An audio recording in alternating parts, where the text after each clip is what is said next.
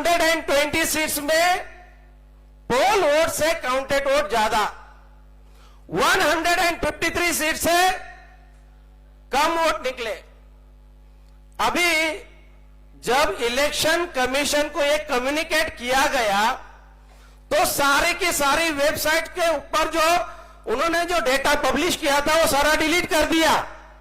23 सितंबर 2019 को 4 महीने में वीवीपीएटी रिसीट्स स्लिप्स डिस्ट्रॉय करने का ऑर्डर इलेक्शन कमीशन ने ऑर्डर पूरे इंडिया के लोगों को, इलेक्शन कमीशन ऑफ इंडिया के स्टेट इलेक्शन कमिश्नरों को और यूनियन टेरिटरी के इलेक्शन कमिश्नरों को ऑर्डर इशू करके वीवीपीएटी स्लिप्स को, जो स्लिप्स है वो डिस्ट्रॉय करने का ऑर्डर इशू किया।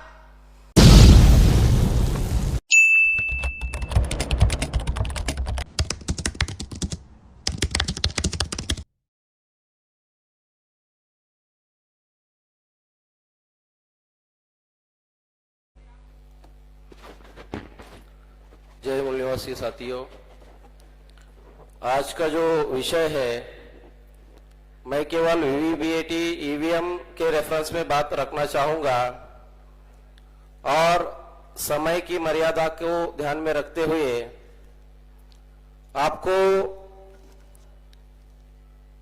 सबसे महत्वपूर्ण एक महत्वपूर्ण जानकारी यहां मैं देना चाहूंगा। जो electronic corporation of India limited, जो ईवीएम बनाने वाली कंपनी है, और भारत इलेक्ट्रॉनिक्स, ये जो 2 कंपनियां हैं, ये ईवीएम बनाने वाली कंपनियां हैं और वीवीपीएटी मशीन बनाने वाली कंपनियां हैं। अभी ये जो ईसीआईएल कंपनी है, ये डिपार्टमेंट ऑफ एटॉमिक एनर्जी इसके डायरेक्ट कंट्रोल में है। दूसरी जो ministry of defence of India, Bharat electronics limited, ये जो कंपनी है पब्लिक सेक्टर, ये ministry of defence of India इसके डायरेक्ट कंट्रोल में है। इसका मतलब आपको समझाने के लिए मैं बताना चाहूंगा कि उसके अंदर जो चिप होती है और उस चिप में जो सोर्स कोड डाला जाता है, ये सोर्स कोड डालने वाले जो लोग हैं, यही लोग होते हैं। ये जो भारत इलेक्ट्रॉनिक लिमिटेड के लोग हैं, वो चिप में सोर्स कोड डालने वाले लोग होते हैं। संजय सिंह, इन्होंने 3 जुलाई 2019 के राज्यसभा में एक डिबेट में उन्होंने ये कहा, जो माइक्रो कंट्रोलर चिप ईवीएम में यूज की जाती है, चुनाव आयोग का यह दावा है कि वो micro controller chip one time programmable है। और जो कंपनी से इंडिया के लोग, जिस कंपनी से वो माइक्रो कंट्रोलर चिप यूएसए से ली जाती है, वो कंपनी का दावा है कि ये micro controller chip one time programmable नहीं है। मतलब ये जो 2 कंपनियां हैं और इलेक्शन कमीशन ऑफ इंडिया, उनका दावा क्या है, ये micro controller chip one time programmable है। इसका मतलब किस तरह से बदमाशी हो रही है। जो कंपनी माइक्रो कंट्रोलर चिप बनाने वाली कंपनी है, उसका खुद का दावा है कि ये chip, micro controller chip one time programmable नहीं है, रीप्रोग्रामेबल है। अभी दूसरी सबसे महत्वपूर्ण बात, मैंने आपको डिपार्टमेंट ऑफ एटॉमिक एनर्जी इसका जिक्र इसलिए किया कि यहां से जो यान छोड़ा जाता है 3,84,400 किलोमीटर को यहां से कंट्रोल किया जाता है। सोर्स कोड की बात की, बहुत भयानक मामला है, आज की जो लड़ाई है, ये जो मैं ईवीएम एंड वीवीपीएटी की बात कर रहा हूं आपके सामने, आदरणीय वामन मेश्राम साहब के वजह से, बामसेब के वजह से, हमारे वजह से कंटेम्प्ट ऑफ कोर्ट का केस हमने जीता। इलेक्शन कमीशन के विरोध में कंटेम्प्ट ऑफ कोर्ट का केस फाइल किया, चुनाव आयोग को सुप्रीम कोर्ट में खींचा और कंटेम्प्ट ऑफ कोर्ट का केस की वजह से क्या हुआ, वीवीपीएटी मशीन आदरणीय वामन मेश्राम साहब की वजह से इंट्रोड्यूस हुई। जिस मशीन को इंट्रोड्यूस किया, अभी हो क्या रहा है इंडिया में, 2004 में वीवीपीएटी मशीन नहीं था, 2009 में वीवीपीएटी मशीन नहीं था, 2014 में 0.33% लगाया, 2017 में केस जीतने के बाद वीवीपीएटी मशीन इंट्रोड्यूस हुआ, मगर वेरीफाई कितना किया, वेरीफाई कितना किया उन लोगों ने, 1%। जितना वेरीफाई किया उसमें भी घोटाला। और अभी जो घोटाला हुआ, उस घोटाले की बात अगर आपको करूं, 23 मई 2019 को इलेक्शन कमीशन मतलब ईवीएम के रिजल्ट डिक्लेयर किए। इलेक्शन कमीशन के माध्यम से केवल इलेक्शन के रिजल्ट डिक्लेयर किए। 27 को 5 दिन के बाद इलेक्शन कमीशन ऑफ इंडिया ने उनके वेबसाइट पर पब्लिश किए, रिजल्ट पब्लिश किए। कितने रिजल्ट पब्लिश किए? केवल 4 फेज के रिजल्ट पब्लिश किए।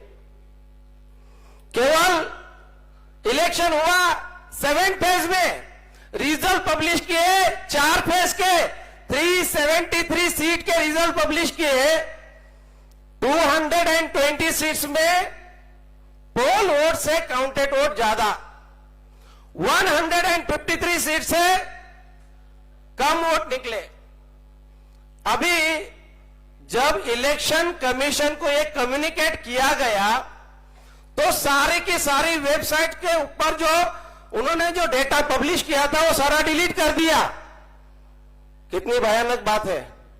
जो डेटा पब्लिश किया था वो सारा डेटा इलेक्शन कमीशन ने डिलीट किया। 1 जून 2019 को इलेक्शन कमीशन ऑफ इंडिया ने, आज भी आप इलेक्शन कमीशन ऑफ इंडिया के प्रेस नोट पर, इलेक्शन कमीशन के वेबसाइट पर प्रेस नोट देख सकते हैं। उसमें ये लिखा है कि जो रिजल्ट हम लोग पब्लिश कर रहे हैं, ये रिजल्ट प्रोविजनल रिजल्ट है, ऑथेंटिक रिजल्ट नहीं है। उस बात को लेके एडीआर ऑर्गेनाइजेशन ने नवंबर महीने में सुप्रीम कोर्ट में केस फाइल किया। इलेक्शन कमीशन ऑफ इंडिया ने अभी तक ऑथेंटिक रिजल्ट क्यों नहीं पब्लिश किए, इस बात को लेके।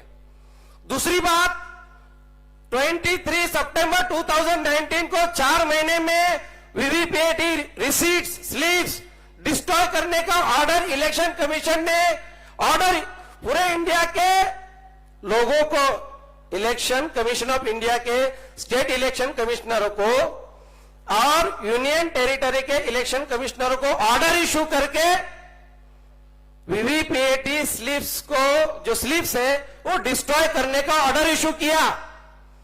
मगर इलेक्शन कमीशन का जो मैनुअल है, मैनुअल में क्या लिखा है? As per election conduct rule 1961 94B, इस क्लॉज के तहत उस जो वीवीपीएटी के जो स्लिप्स है उसको 1 साल रखना चाहिए था। घोटाला किया और घोटाला पकड़ में आ सकता है, इसलिए उन्होंने क्या किया, ऑर्डर इशू करके डिस्ट्रॉय किया। अभी ये डिस्ट्रॉय किया, इस बात को हम कैसे बोल रहे हैं? हमारे पास सबूत है। दूसरी सबसे महत्वपूर्ण बात, 27 फरवरी 2020 को सुप्रीम कोर्ट में ADR organisation, association for democratic reform, इस ऑर्गेनाइजेशन के तहत सुप्रीम कोर्ट में केस गई। सुप्रीम कोर्ट में केस जाने के बाद इलेक्शन कमीशन को पूछा गया, जवाब दो, आपने 4 महीने में अगर देखा जाए तो आपको वीवीपीएटी के जो स्लिप्स है वो सारे के सारे स्लिप्स 1 साल रखना प्रावधान है, मगर आपने इलेक्शन कमीशन को सुप्रीम कोर्ट में पूछा गया, आपने 4 महीने में वीवीपीएटी के स्लिप्स, रिसीट्स डिस्ट्रॉय क्यों किए? इलेक्शन कमीशन के लोगों ने, इलेक्शन कमीशन ने कहा कि हमें थोड़ा समय दिया जाए। 27 फरवरी को 2020 को समय दिया जाए तो सुप्रीम कोर्ट ने इलेक्शन कमीशन को 4 हफ्ते का समय दिया। 4 हफ्ते के बाद हमें क्या दिखाई देता है? 4 हफ्ते के बाद हमें यह दिखाई देता है कि 22 मार्च 2020 को इंडिया में क्या किया जाता है? तो जनता कर्फ्यू लगाया जाता है। 25 को लॉकडाउन घोषित किया जाता है। इस तरह से इतना भयानक षड्यंत्र हुआ है। और ये वीवीपीएटी मशीन, जो वीवीपीएटी मशीन लगाने का जो सारा श्रेय है, सारा क्रेडिट है, आदरणीय वामन मेश्राम साहब का है, उनकी मेहनत है। लेकिन आज जो लड़ाई हो रही है, जिस तरह से जो लड़ाई बताई जा रही है, संघ परिवार वर्सेस मूल निवासी परिवार, आदरणीय वामन मेश्राम साहब ये लड़ाई लड़ रहे हैं, लेकिन उनके एक्सपर्ट लोग सारे लेवल पर है, इसमें इन्वॉल्व है। और हमारे एक्सपर्ट लोग क्या है? हमारे एक्सपर्ट लोगों को भेजा में बैठता ही नहीं है। तो मैं आशा करता हूं कि ये जो गंभीर बातें हैं, इतनी भयानक बात है, इसका एक लास्ट पॉइंट मैं आपको बताना चाहूंगा।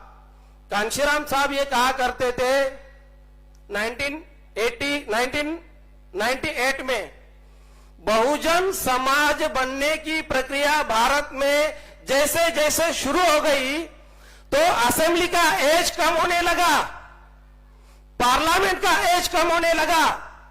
बहुजन समाज बनने की प्रक्रिया आज आदरणीय वामन मेश्राम साहब के नेतृत्व में मूल निवासी बहुजन समाज बनने की प्रक्रिया जैसे जैसे शुरू हो गई है, तो ये सारा खेल हो रहा है। इस खेल को समझना जरूरी है।